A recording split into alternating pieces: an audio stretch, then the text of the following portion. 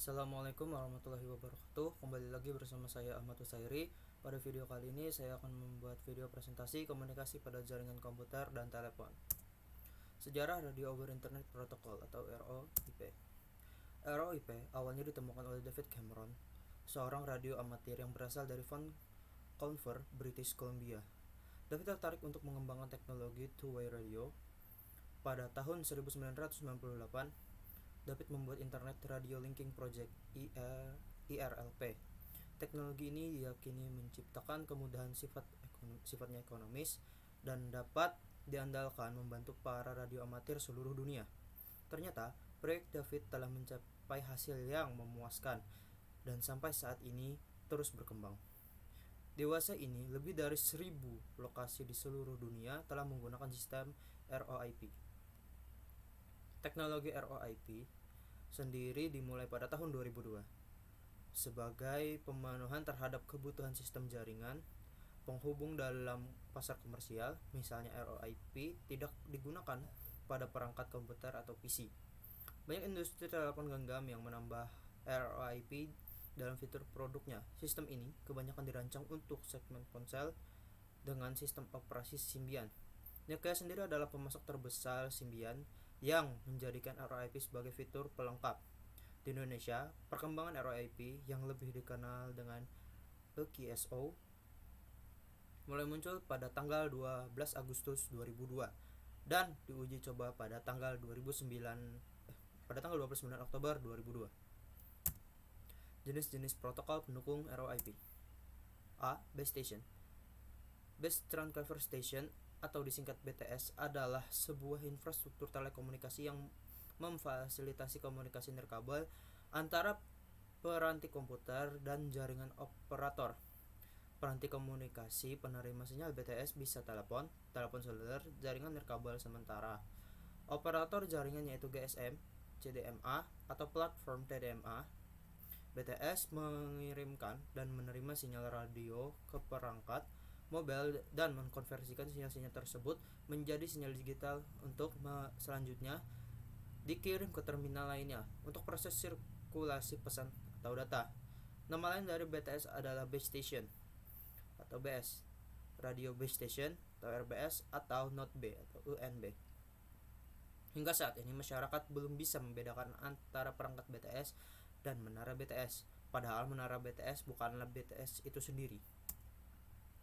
IP Gateway. IP Gateway adalah IP yang berfungsi untuk menghubungkan jaringan lokal atau LAN dengan jaringan publik atau internet, atau bisa sebaliknya. IP Gateway diibaratkan sebagai pintu keluar atau masuk, atau sebagai sebuah gerbang antara LAN dan dengan internet. IP Interface. Internet Protocol Address atau disingkat alamat IP adalah label numerik yang ditetapkan untuk setiap perangkat yang terhubung ke jaringan komputer yang menggunakan protokol internet untuk komunikasi. Alamat IP memiliki dua fungsi utama, host atau identifikasi antarmuka jaringan dan pengalamatan lokasi. Internet Protokol versi 4 atau IPv4 mengidentifikasi alamat IP sebagai nomor 32 bit, namun karena pertumbuhan internet dan menipisnya alamat IPv4 yang tersedia versi baru IPv6 menggunakan 128 bit untuk alamat IP.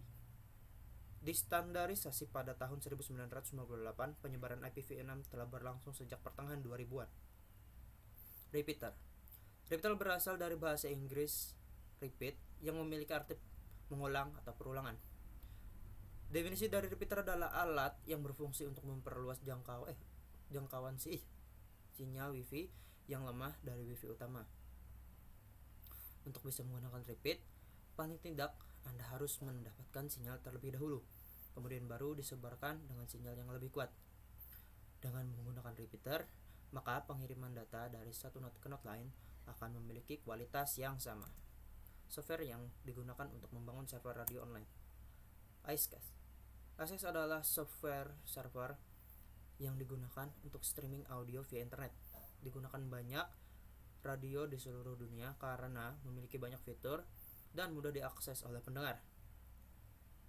Pertama kali diluncurkan sebagai open source software pada Januari 1999, Icecast dikembangkan oleh SIMF.org Foundation, sebuah organisasi non-profit yang memproduksi software dan multimedia format gratis. Shoutcast server merupakan suatu sistem yang biasa digunakan pada teknologi radio streaming. Fungsi utama Shoutcast yaitu membantu user menyediakan suatu internet radio server pribadi dengan menggunakan software yang telah tersedia. Pengguna bisa menggunakan MP3 atau AAC untuk audio encoding dan protokol HTTP atau multicast untuk transmisi. Klien dan server dapat menggunakan software yang tersedia untuk Windows, FreeBSD, Linux, macOS. Darwin Streaming Server atau DSS adalah software streaming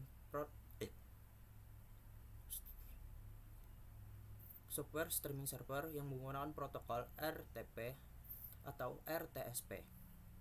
DSS adalah software streaming server pertama yang bersifat open source. Dikembangkan oleh Apple. Darwin Streaming Server equivalent dalam QuickTime Streaming Server dan berdasarkan kodenya. Informasi tentang perangkat komunikasi pada jaringan telepon dan komputer berbasis kabel atau wireline. Kabel tembaga. Kabel tembaga adalah kabel yang terdapat tembaga di dalamnya sebagai konduktor dan telah digunakan dalam kabel listrik sejak penemuan elektromagnet dan telegraf pada tahun 1820-an. Penemuan telepon pada tahun 1876 juga ikut menciptakan permintaan lebih lanjut menjadikan kawat tembaga sebagai konduktor listrik. Tembaga adalah konduktor listrik dalam banyak kategori kabel listrik. Kawat tembaga digunakan dalam pembangkit listrik, transmisi daya, distribusi daya, telekomunikasi, sirkuit elektronik, dan jenis peralatan listrik yang tak terhitung jumlahnya. Tembaga dan panduannya juga digunakan untuk membuat kontak listrik. Kabel listrik pada bangunan adalah pasar yang paling penting bagi industri tembaga. Kira-kira setengah dari semua tembaga yang ditambang digunakan untuk memproduksi kawat listrik dan konduktor kabel. Fiber optik adalah salah satu jenis kabel yang terbuat dari kaca atau plastik yang sangat halus berdiameter 120 mikrometer, lebih kecil dari rambut manusia, yang digunakan sebagai media transmisi. Kabel ini bisa mentransmisikan sinyal cahaya dari lokasi satu ke lokasi lainnya dengan kecepatan yang optimal. Hybrid fiber coaxial atau HFC adalah teknik jaringan telekomunikasi broadband yang menggabungkan kabel koaksial dan kabel serat optik. Kombinasi antara kabel koaksial dan serat optiknya digunakan untuk membawa konten-konten broadband seperti video, data, suara, dan layanan interaktif lainnya yang menggunakan kabel koaksial dan serat optik. Hybrid fiber coaxial dioperasikan secara global oleh jaringan kabel. Informasi tentang perangkat komunikasi dan jaringan telepon dan komputer nirkabel atau wireless. BTS, Base Transceiver Station. Base Transceiver Station atau disingkat BTS adalah sebuah infrastruktur telekomunikasi yang memfasilitasi komunikasi nirkabel antara peranti komputer dan jaringan operator. Peranti komunikasi penerima sinyal BTS bisa telepon seluler, jaringan nirkabel, sementara operator jaringan yaitu GSM, CDMA atau platform TDMA. BTS mengirimkan dan menerima sinyal radio ke perangkat mobile dan mengkonversi sinyal-sinyal tersebut menjadi sinyal digital untuk selanjutnya dikirim ke terminal lainnya untuk proses sirkulasi pesan atau data. Nama lain dari BTS adalah Base Station atau BS, Radio Base Station atau RBS, atau Not B atau UNB. Hingga saat ini masyarakat belum bisa membedakan antara perangkat BTS dan menara BTS, padahal menara BTS bukanlah BTS itu sendiri. BSC, Base Station Controller. Base Station Controller atau BSC adalah perangkat yang mengontrol kerja BTS yang secara hierarki berada di bawahnya. BSC merupakan interface yang menghubungkan antara BTS, komunikasi menggunakan EBIS interface, dan MSC, komunikasi menggunakan A interface.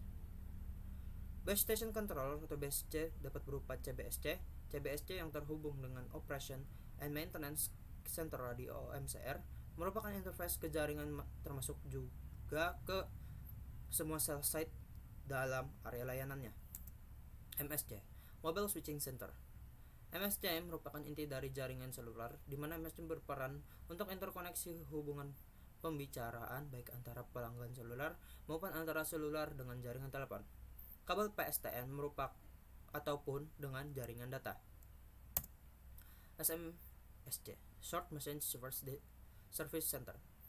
Short Message Service Center SMSC adalah kombinasi perangkat keras dan perangkat lunak yang bertanggung jawab memperkuat, menyimpan dan meneruskan pesan pendek antara SMS dan piranti bergerak. SMSC harus memiliki kehandalan, kapasitas pelanggan, dan throughput pesan yang tinggi. Oke, sekian dulu presentasi dari saya. Salah hilaf mohon dimaafkan. Wabillahi taufiq wal hidayah. Assalamualaikum warahmatullahi wabarakatuh.